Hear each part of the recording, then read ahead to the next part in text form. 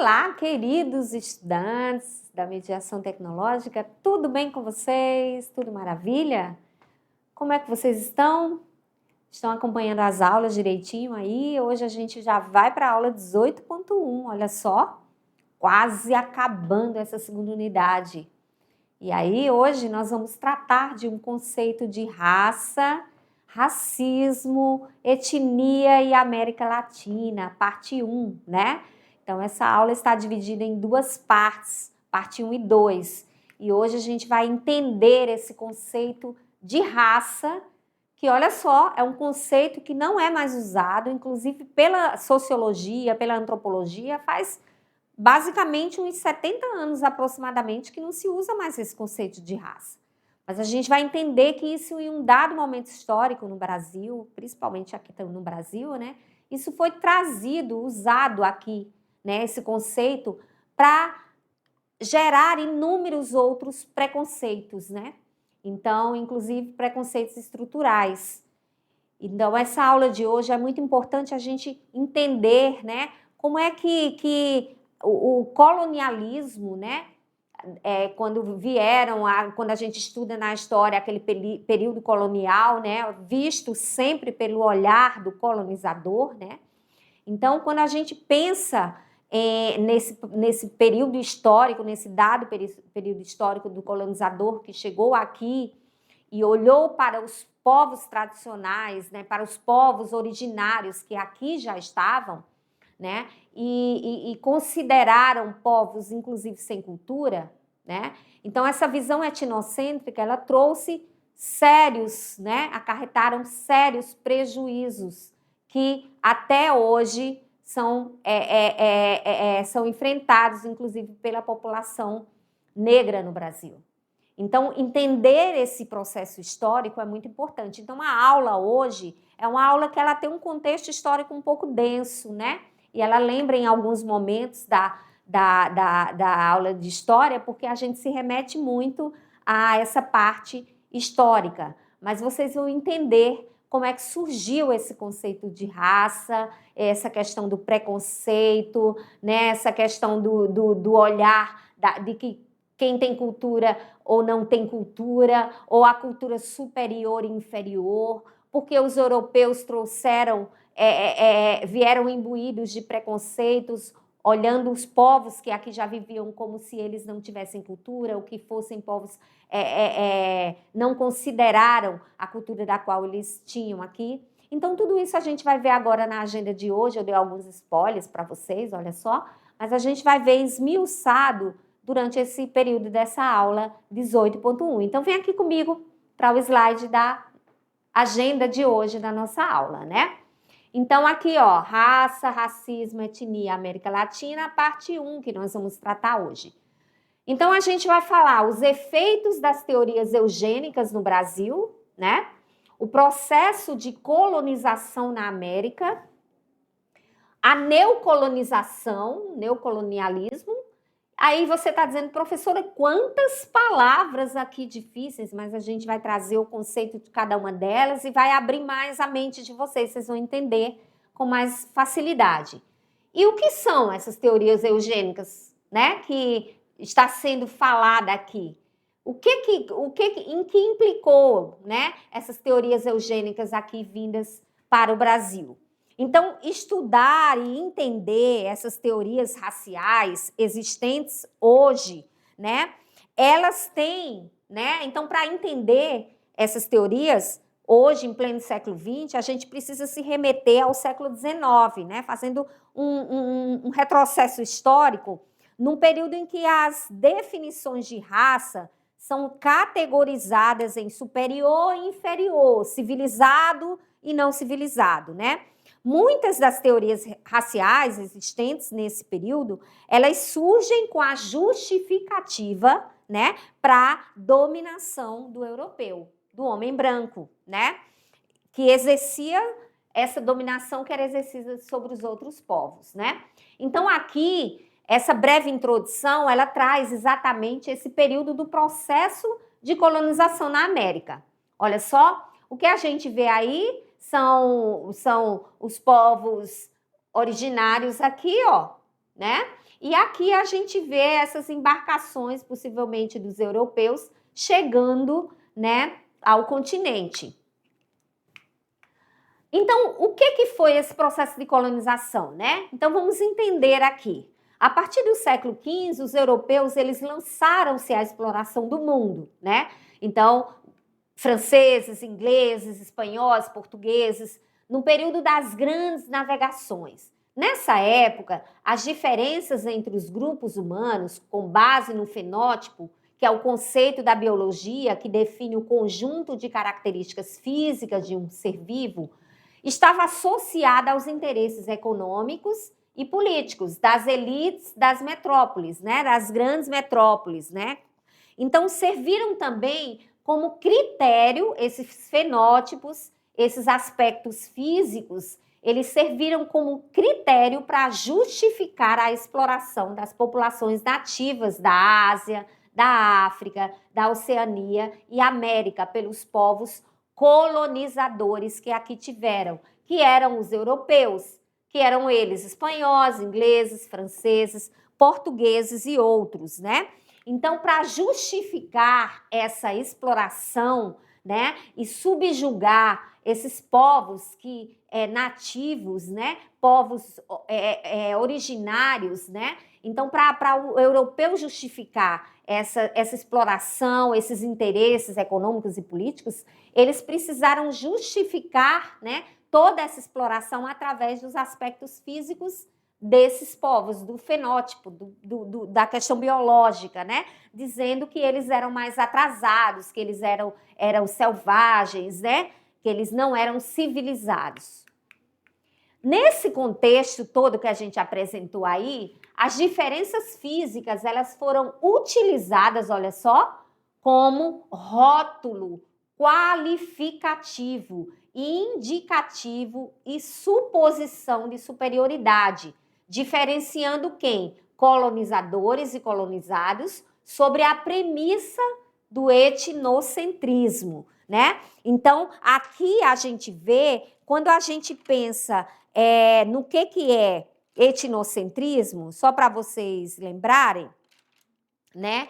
A gente precisa entender aqui, ó, o seguinte, que nesse contexto, essas diferenças, eles justificavam as diferenças físicas, olharam para os povos, para os indígenas, por exemplo, e viram que os indígenas, eles não tinham roupas, até porque num país continental, né, num país quente, não usavam roupas, eles eram geralmente menores em estatura, né, do que os europeus. Então, eles começaram a qualificar esses europeus, né, com um ar de superioridade, qualificar os povos qualificá-los em colonizadores e colonizados, né? Ou seja, a qualificar de superior ou inferior. Então, se ele não é igual a mim, né? Então, ele é inferior a mim. Então, era assim que eles viam esses povos quando chegaram no processo de colonização. E aqui, para a gente ver, né, a questão dos negros que foram da escravidão, principalmente da escravidão no Brasil. O escravo, então, né, e aqui a gente traz agora dos africanos, porque os indígenas, eles se rebelaram, se recusaram a serem escravizados pelos europeus. Então, eles começaram a trazer a narrativa, né? Os europeus começaram a trazer a narrativa de que os povos indígenas eram preguiçosos, né? Eles eram povos preguiçosos, né? E que não gostavam de trabalhar, porque eles se negaram e muitos deles foram exterminados. Então, como eles viram que não tinha mão de obra suficiente para explorar esse europeu, eles foram trazendo os negros africanos, né, do continente africano para, no caso do Brasil, para o Brasil, né? Então, o escravo, né, esses africanos que vinham nos navios negreiros, ele era visto como uma mercadoria, né? Então, ele era visto como uma mercadoria, tá? Que poderia ser vendida ou trocada.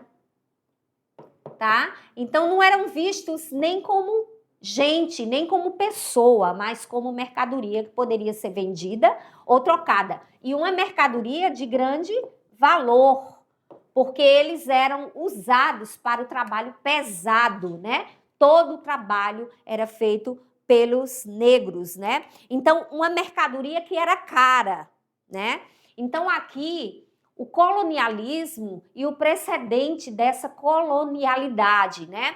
Então, assim, a gente diz que o colonialismo, em sua essência, foi um período histórico derivado do processo de expansão, ó, territorial marcado pelas navegações e descobertas de novos continentes, né? Ou seja, a gente usa o termo aqui de invasões de novos continentes, né?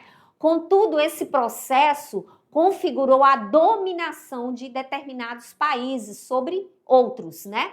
Então, precisamente o domínio das grandes metrópoles que nós citamos lá no início, Inglaterra, França, Portugal, Espanha, né? Que nós vimos lá no início sobre as colônias, né? África, Ásia, né? Estabelecendo uma relação de superioridade. Então, a superioridade, o conhecimento, a ciência, o avanço das indústrias tecnológico, né? Não dizemos nem tecnológico, mas a revolução industrial fez da Inglaterra, por exemplo, uma grande potência. Então, estabelecendo assim uma relação de superioridade desses aqui, dessas metrópoles aqui, em relação aos povos que eram colonizados, né? Então, a gente traz, então, a visão aqui, né, Então, o processo, voltando aqui, o processo de colonização na América foi marcado pela dominação cultural, econômica, política dos povos nativos, com destaque para violência e para exploração, principalmente por Espanha e Portugal, seguido por Inglaterra e França, né, que são as grandes potências. As potências europeias aqui, ó, elas buscavam expandir seus territórios e fortalecer as suas economias, fazendo o quê? Exatamente escravizando e dominando outros povos, né? Então, o que a gente tem que lembrar que isso aí, né, conduz exatamente ao longo do tempo. Então, a partir daí, a gente vê que a palavra, a raça vai ganhando força, né, no século XVI e passou a ser utilizada para classificar e ordenar os seres humanos. Foi surgindo nos discursos científicos desse período aqui, principalmente do século XIX, esse conceito de raça, de superior e inferior, com a evolução das espécies. Lembra quando falamos de Darwin, né? Então, era um pensamento desse período muito recorrente, um pensamento voltado para o evolucionismo, de que as sociedades evoluiriam. Então, algumas iriam permanecer como estavam, né? Subjugadas, e outras iriam evoluir, né? Para serem superiores. E nesse interim, então, observando, e um grande estudioso desse aspecto da colonização, né, foi o Aníbal Quijano, né? Ele é um peruano, sociólogo peruano, e ele é sociólogo e pensador, e ele é de 1930, tá? E ele morreu em 2018, olha só, não faz tanto tempo assim. Então, segundo Quijano, né, ele foi conhecido por desenvolver o conceito de colonialidade, né? Então, esse conceito aqui, ó, que é um conceito do qual ele desenvolveu para mostrar, né, o poder da qual ele analisava como a dominação colonial na América Latina deixou marcas profundas, principalmente através do conceito de raças, de qual foi usado como instrumento de poder, que persistiu até os dias de hoje na estrutura racial, econômica e política do nosso país. Então, para ele, esses requisitos, né, esse estrago que o período colonial trouxe, ele causou controle da economia, ele trouxe controle da autoridade, ele trouxe controle da natureza e dos recursos naturais, né? O controle do gênero e da sexualidade, porque até isso era controlado durante aquele período. E o controle da subjetividade e do conhecimento. Então, isso mostra exatamente, né, a colonialidade da qual trouxe o Quijano, é exatamente para mostrar que eles criaram, né, trouxeram aqui esse conceito de superioridade que acabou que persiste até os nossos dias de hoje, né? E aqui a gente vê a colonialidade, então, o que significa, né? Se configurou como um lado obscuro e necessário da modernidade, segundo a pesquisadora Luciana Balestrin, né? Olha só a minha xará aí. Ela falou o seguinte: a modernidade europeia, né? Essa modernidade europeia só foi possível graças à colonialidade, né? Enquanto a Europa virava moderna e rica, ela explorava e dominava outros povos. Então, esse foi o lado obscuro que sustentou todo o progresso europeu. Ou seja, é a forma dominante de controle de recursos, do trabalho, capital e conhecimento ilimitados. Há uma relação de poder articulada pelo mercado capitalista, principalmente o mercado capitalista europeu. Dessa forma, por mais que o colonialismo tenha sido superado, mesmo que a gente veja que tenha sido superado, a colonialidade continua presente nas mais diversas formas e, sobretudo, nos discursos e narrativas produzidas no nosso dia a dia em nossa sociedade. Então, olha só como ela o que se chama a atenção é que esses requisitos da colonização, né, mesmo que eles não sejam mais usuais, já tenham sido superados, né, ainda se continua entre nós esses requisitos dessa colonização, né, da qual eles chamam de colonialidade. Então, Quijano, que é o peruano, o sociólogo peruano, ele diz: está na hora, né, de nós aprendermos a nos libertarmos do espelho eurocêntrico, né, onde nossa imagem está sempre necessariamente distorcida.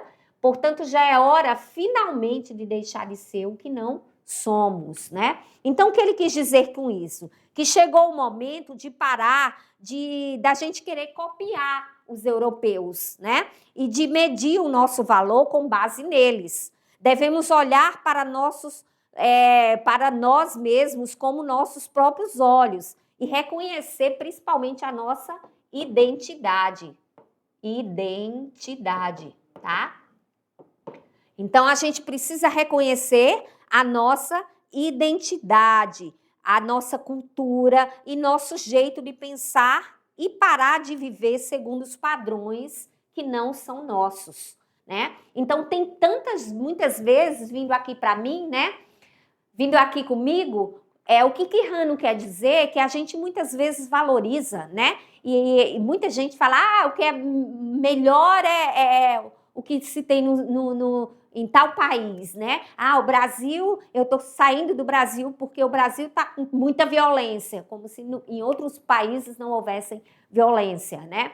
Então, a cultura de tal país é muito melhor do que a cultura brasileira. Então, essas coisas, o que Quijano quer dizer? Ele quis dizer o seguinte: a gente tem que parar de olhar-se no espelho, né? E valorizar aquilo que não é nosso.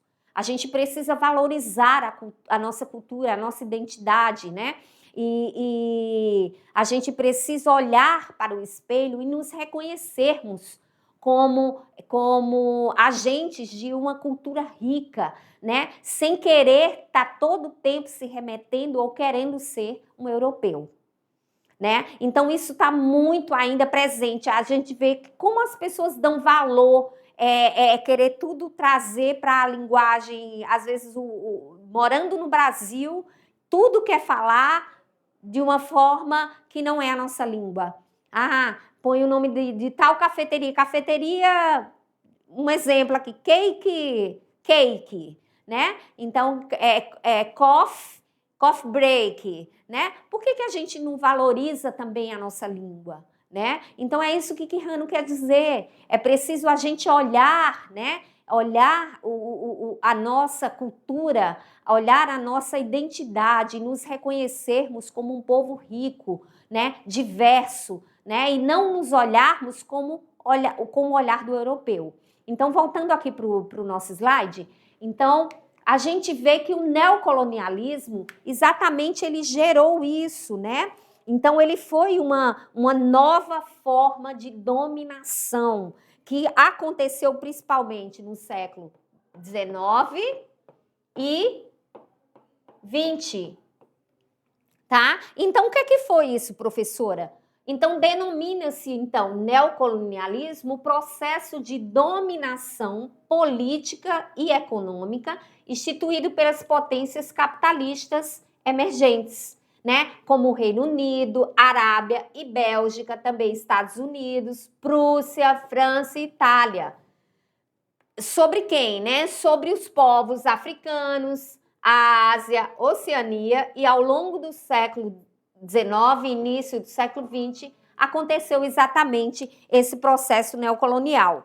Então, era um controle econômico, influência política e cultural, dependência tecnológica e financeira dos países ricos e expansão imperialista de potências como Inglaterra, né, como França e depois a gente vê também como os Estados Unidos, né?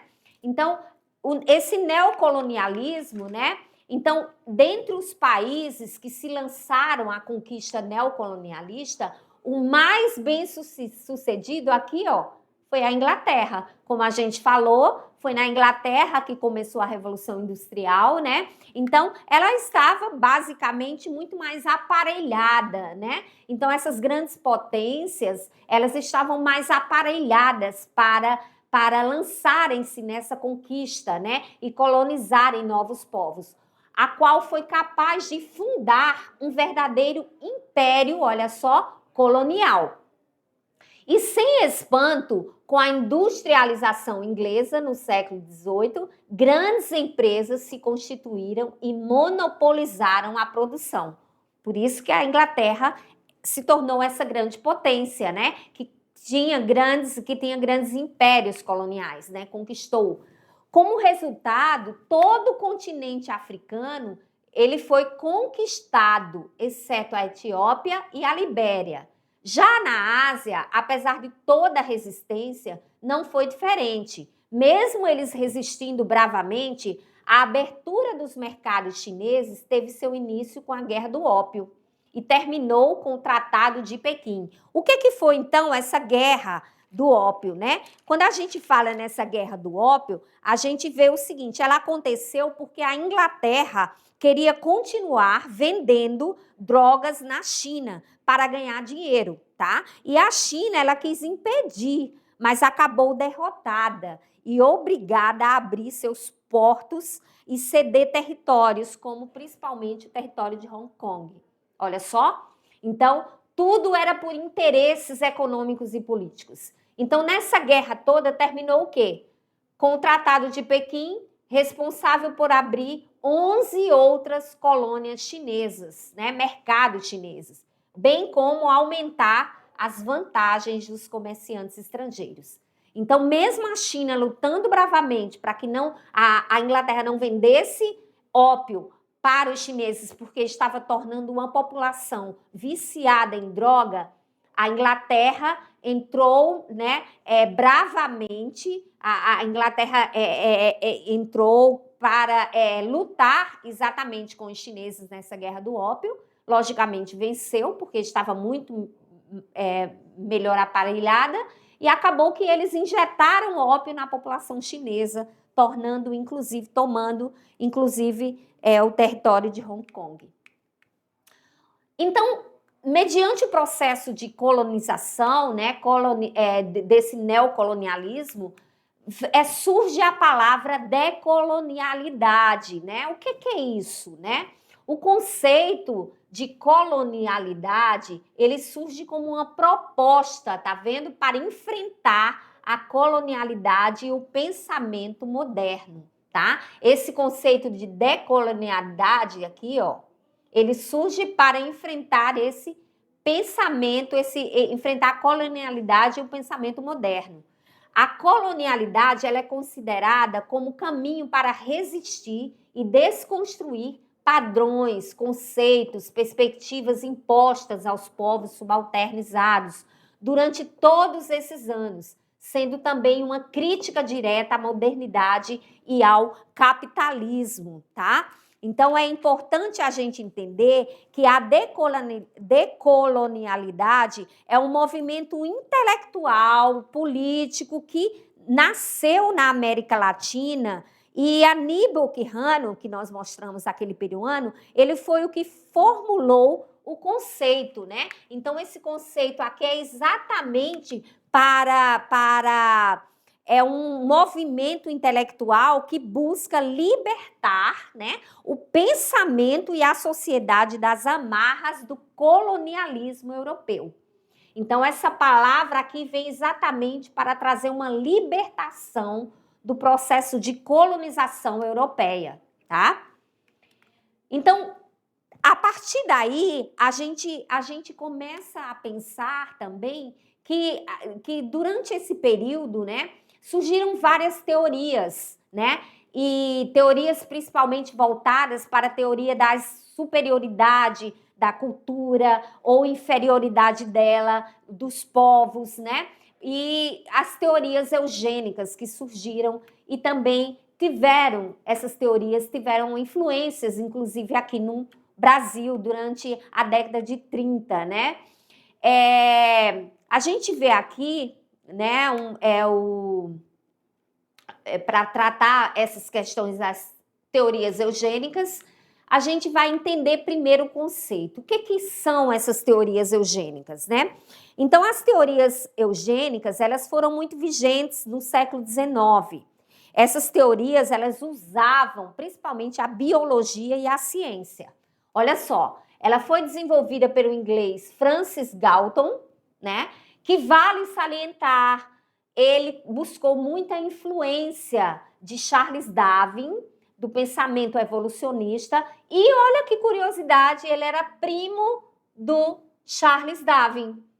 Então, o que significa, então, essa eugenia, essa teoria eugênica, que surgiu também durante esse processo do neocolonialismo e também durante esse processo de conquistar novas colônias pelas grandes potências, né, de transformar esses lugares conquistados em colônia dessas grandes potências.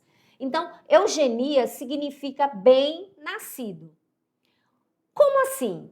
Propõe que o melhoramento da espécie humana ela vai decorrer a partir da reprodução de indivíduos com características desejáveis. Portanto, esse termo, né, eugenia, ele surge exatamente de uma forma muito distorcida, no intuito de justificar a superioridade dos europeus e a dominação dos outros povos. Eram baseadas em ideias do darwinismo social, onde os mais fortes sobreviviam, e o determinismo biológico, tá?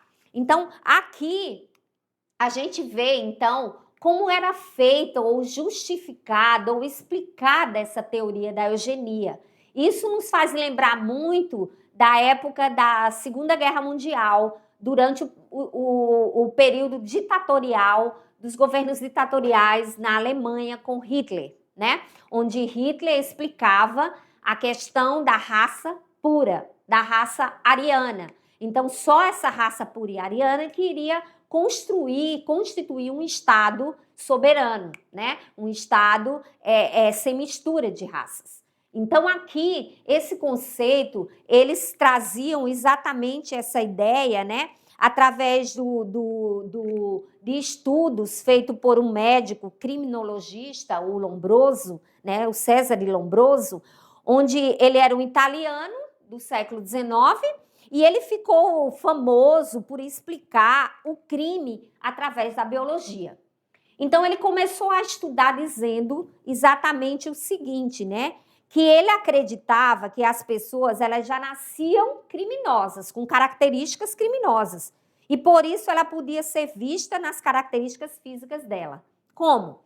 Como o formato do crânio, o nariz, o maxilar, né? A orelha, ou seja, para Lombroso, o crime era algo biológico e não resultado de condições sociais, econômicas, culturais, né? Então, essas teorias eugênicas, elas ganham força exatamente no século XIX e metade do século XX, digamos assim, mais ou menos início e um pouquinho mais do século XX. A ideia de superioridade entre os grupos étnicos, isto é, de que existem grupos humanos fortes e fracos, segundo características físicas herdadas biologicamente. Então, pela cara da pessoa, eles já determinavam que essa pessoa tinha traços de traços criminosos, olha só, ou herdavam características biológicas que fazia dele um forte, que era geralmente os europeus, e os fracos, que era o resto do povo, do mundo, né? Então, essa soma de suposições deu suporte para a difusão de argumentos pretensamente científicos, né, que justificaram ações políticas de controle social exercidas pelas elites dominantes sobre as populações dominadas. Principalmente quem sofria com isso? Negros e indígenas, porque eles diziam que as características dos negros e dos indígenas, principalmente dos negros, eram características das quais já vinham com características que eram, além de serem povos mais fracos, né, eram também, alguns já nasciam com características criminosas. Olha só. Essa teoria, esse racismo dentro da própria ciência, né, do pensamento científico da época do século XIX, isso trouxe influências, inclusive, muito negativas para o Brasil também, né, no Brasil também. O racismo científico e a tese dessa eugenia, a tese pura, né, de uma raça pura, sem mistura, bem como seus defensores, elas surgiram nesse contexto, tendo como representantes dessa linha de pensamento o Gobineau, o Arthur de Gobineau, e o médico Cesare Lombroso, como eu mostrei aqui, que ele estudou muito, inclusive, a questão dessas características físicas associadas ao crime, né? Os efeitos dessas teorias eugênicas no Brasil. Tem até uma série, né? Vem aqui comigo para a gente falar um pouquinho disso. Tem uma série chamada Entre Irmãs, que ela passou primeiro, eu acho que em forma de filme, depois ela foi dividida em série, que fala Entre Irmãs, ela tá, se eu não me engano, na Netflix, enfim. E ela fala exatamente, tem uma parte lá que fala do Lampião, né? Lá no Nordeste, né? Lampião e Maria Bonita. E eles têm uma parte lá da série que fala exatamente isso. Olha, aquele grupo, aquele bando de Lampião, eles têm um crânio tal. Então, eles estudavam, Lombroso, inclusive esse médico que a gente falou, ele explicava exatamente a eugenia, essa raça pura, superior, branca, né? Esse europeu, eles explicavam também, usando exatamente a biologia, a questão do crânio. Então, numa das partes dessa série, fala exatamente, o homem fala, olha, esse bando do Lampião, eles têm um crânio, inclusive o tamanho do crânio dele é exatamente voltado para um crânio criminoso. Então, olha só, ali naquela série, mostra exatamente um contexto dessa teoria eugenista no Brasil, de como ela teve influência aqui entre nós, né? E, infelizmente, e a gente também mostrou, né, que também na Segunda Guerra Mundial, no governo ditatorial de Hitler, principalmente, também essa teoria ganhou muita força, né? Essa teoria pseudocientífica, ela ganhou muita força, trazendo esse conceito de raça pura, raça ariana, né? A raça que deveria dominar, enquanto que as outras deveriam ser exterminadas, como judeus, negros, homossexuais, enfim, né? Como a gente vocês já devem ter estudado em história sobre esses governos. Voltando agora aqui para o slide, a gente vai dar continuidade aqui, tá? E desculpa, então, só um pouquinho aqui, tá? Deu um bug aqui, a gente volta só um pouquinho. Calma aí, crianças, que nós vamos voltar aqui. Então, estávamos falando aqui, né? Então, foi o ano de 1929, ele foi fundamental para as pretensões desse movimento eugênico, né? Desse movimento eugênico no Brasil, né? Então, discursos da sociologia e da antropologia daquele período, pensadores sociais, intérpretes como Oliveira Viana, Alfredo Elias Júnior, Mário de Andrade, Monteiro Lobato, Paulo Prado e outros, né? E até mesmo Gilberto Freire, né? Então, isso ganhava muita voga no pensamento desses pensadores da época, tá? E com isso, né, a gente vê que traz a questão do darwinismo social, né? Então, o darwinismo social, ele surge também na primeira metade do século XIX e se solidificou basicamente no século XX, né? Era um conjunto de teorias pensadas, né, baseadas nas teses evolucionistas de Darwin, como a gente mostrou, que está muito ligado à eugenia, né, ao estudo da raça, na premissa de que existe povos superiores em detrimento dos inferiores. Nessa condição, as que se sobressaem fisicamente e intelectualmente são mais inteligentes, são mais altos, né, são brancos, eles devem se tornar os governantes, aqueles que mandam, né? E quem não tem essas características, não se enquadra nessas situações aqui, eles são subjugados, escravizados, né? Por outro lado, as outras menos aptas, olha só, as que não têm essas características aqui, deixariam de existir porque não eram capazes de acompanhar a linha evolutiva da sociedade. Então, extermina, manda matar todo mundo, né? Que não se encaixa nessas características, essas pessoas deveriam não existirem, né? Prenderem, matarem.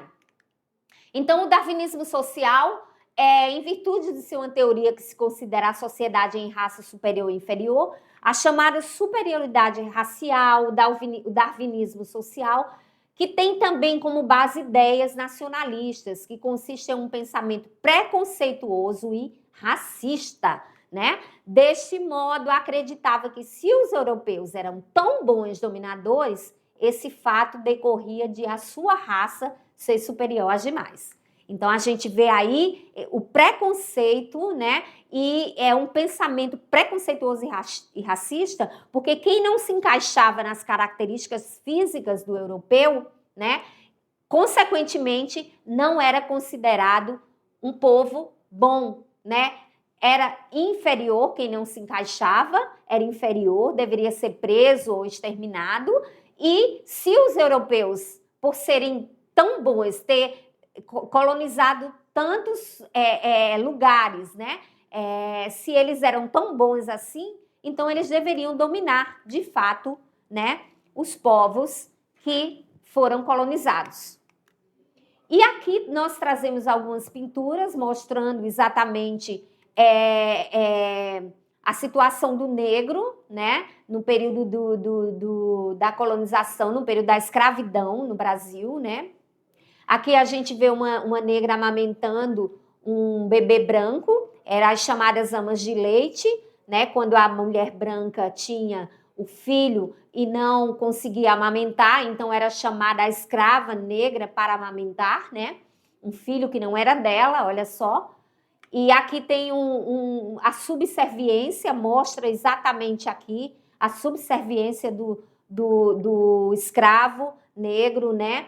Aí dando a mão para que o senhor ali o bata por alguma coisa que de repente esse homem branco achou que ele fez de errado.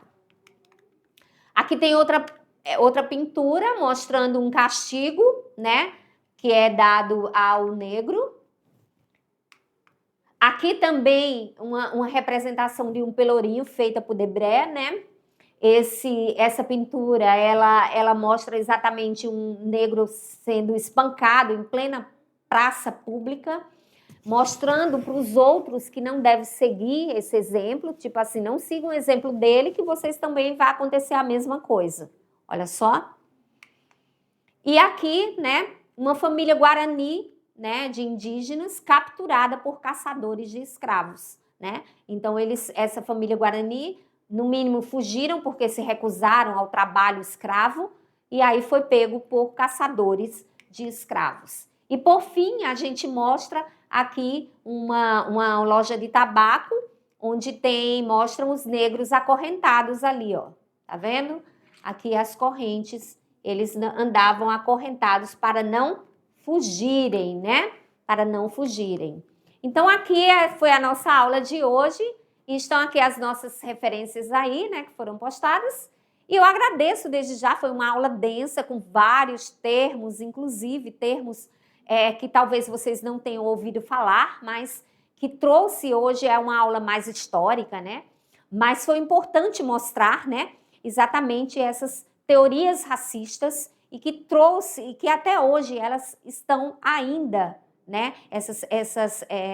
Que trouxeram resquícios para a nossa sociedade contemporânea. Então, muito importante ter você por aqui e até daqui a pouquinho com a aula de revisão. Tchau, tchau. Te espero lá, hein? Daqui a pouquinho.